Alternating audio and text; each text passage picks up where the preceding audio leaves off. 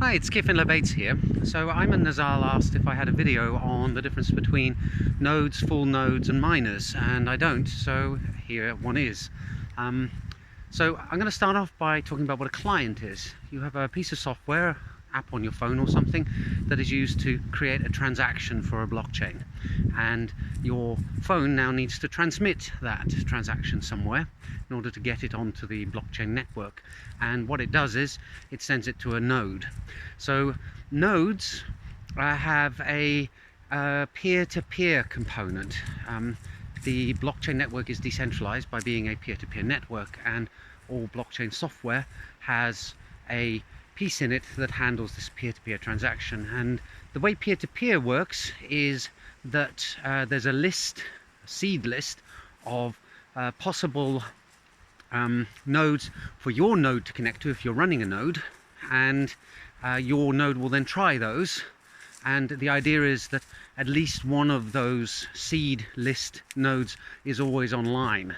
And then when your node finds a node, it then queries it for other nodes that it's connected to, and it builds up its own address list of nodes that it then tries to connect to as well. So now you have a whole bunch of nodes out there. Not every node is connected to every other node. In fact, most of them are only connected to a few. In Bitcoin, typically, a Bitcoin Core piece of software will connect to about 8 other nodes. And when a node receives a transaction, it then transmits it to the other 7 nodes that it's connected to, and that way the transaction propagates across the whole network. And when a node receives a transaction, it puts it in a special memory location called a mempool, which is for transactions that have been received but have not been processed yet. So you can actually run a node that doesn't have a copy of the blockchain stored.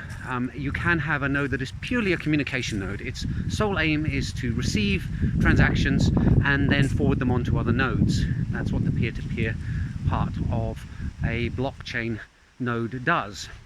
So then the next thing is you may run a full node, and that's a node that isn't just doing the peer-to-peer communication stuff, it's actually also got a copy of the blockchain stored locally. And Bitcoin Core is always a full node, because Bitcoin Core, when you fire it up, tries to get a copy of the blockchain from the nodes that it's connected to and store it locally.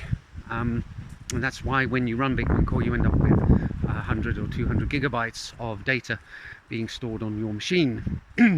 Now, other blockchains, such as, for example, Ethereum, have an option of not having a full node, that is, not having a full copy of the blockchain. And they do this for speed and space savings. And a non-full node, so a node that's not got a full copy of the blockchain, may, for example, only keep the block headers. That allows it to check that there's continuity in the blockchain, but it may discard old transaction blocks, transactions. It may prune pieces out that are no longer needed.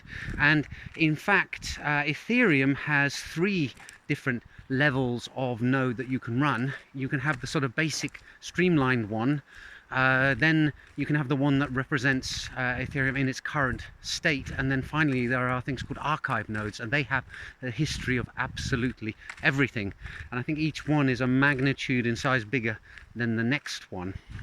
So that's the nodes handled.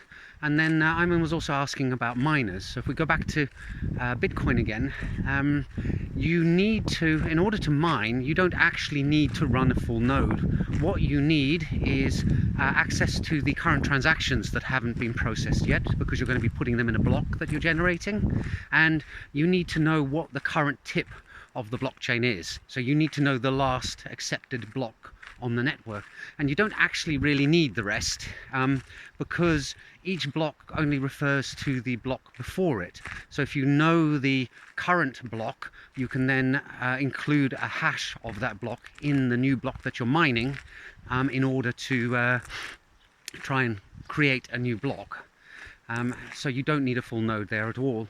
However, you do need to be connected to the peer-to-peer network, because when you create your block, it is like a transaction. You need to send it to all the other nodes on the network so they can examine it, check that it matches the consensus protocol, that you did indeed successfully mine a block, and then add it to their copy, their local copy of the blockchain. And in fact, you can even use, for example, a mining pool service where you are totally disconnected from the blockchain network, and you're relying on a third party to say to you, here's a block that needs mining, you just have to go away and do the proof of work hashing with a nonce, that's a number used only once, added to the block that I've sent you, and if you find one that's below this difficulty, you've succeeded, please send that back to me. And in that case, you actually have a miner that isn't even a node. However, ultimately that block does have to make it onto the network, so when you then send that successful block off to your mining pool will be running a node, and probably a full node. It's not essential, as I said, they really only need the latest block, but you know, why not? So that, I think, summarizes the difference between clients, nodes for communication, full nodes, and miners. I hope it makes sense. Let me know if there's anything you'd like me to clarify, and I'll then make another further video later. That's it for now. Bye bye.